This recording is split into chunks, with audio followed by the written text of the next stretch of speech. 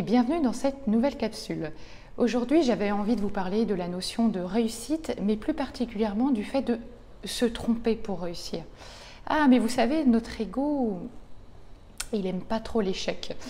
En plus, dans notre culture, et j'ai envie de dire plus particulièrement dans notre beau pays qu'est la France, dans notre système éducatif, on valorise surtout les premiers de la classe. Et du coup, tous les enfants qui peuvent avoir un talent, mais qui est un petit peu hors des matières principales, il va se retrouver exclu. Et quelque part, il va s'exclure de lui-même volontairement. Et c'est très dommage parce que quand on grandit, du coup, l'estime de soi, elle est vraiment au plus bas. A contrario, aux États-Unis, le système, lui, il est tout à fait différent. En fait, là, les enfants sont poussés dès leur plus jeune âge, en fait, à choisir une matière optionnelle.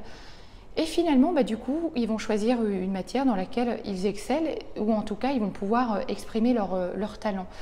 Et du coup, en grandissant, ce sont de jeunes adultes qui auront plus l'esprit d'initiative, qui auront une confiance en eux accrue, renforcée. Voilà. Alors, pourquoi je vous dis ça? Parce que je voulais parler un petit peu de cette notion, voilà, se tromper pour réussir. Moi, je vous encourage, mais vivement à vous tromper, quoi, et le plus souvent possible, rater, expérimenter, et cela, j'ai envie de dire, tous les jours. Vous savez, la plupart des personnes que j'ai rencontrées qui ont réussi, et je veux même m'inclure dedans parce qu'aujourd'hui, j'estime que j'ai réussi, en tout cas dans ma vision du monde, et voilà, là où j'en suis aujourd'hui, ça me plaît, mais sachez une chose, toutes les personnes qui ont réussi se sont trompées 1000 fois, peut-être plus encore. Mais en fait, ils se sont trompés souvent. Mais vous savez quel est le point commun de toutes ces personnes qui ont réussi, finalement? Si, vous le savez au fond d'elles-mêmes. En fait, ce sont des personnes qui ont une qualité essentielle, la ténacité. Et puis surtout, elles savent analyser et comprendre d'où viennent leurs erreurs. Parce que se tromper, c'est OK, au contraire, c'est bien. Par contre, si on n'apprend pas de ses erreurs, on va toujours les reproduire et en plus de la même façon. Donc la plupart des personnes qui ont réussi, elles ont réussi à développer des ressources à partir de leurs erreurs. Parce que chaque erreur est source d'apprentissage et va vous enseigner quelque chose. Et il va en être même un potentiel encore plus fort. Prenez par exemple, imaginez un vendeur qui se trompe, qui rate sa vente.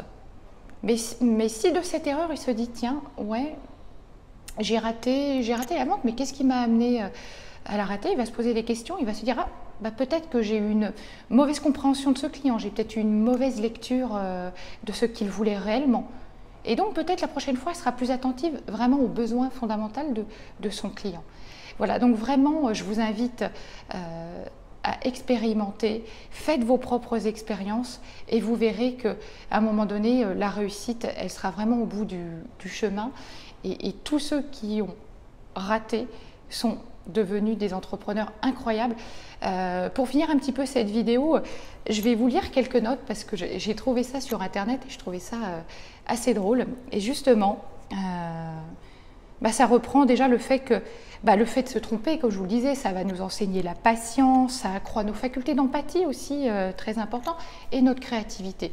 Et du coup, je voulais vous lire les quelques erreurs qui ont abouti à des réussites célèbres.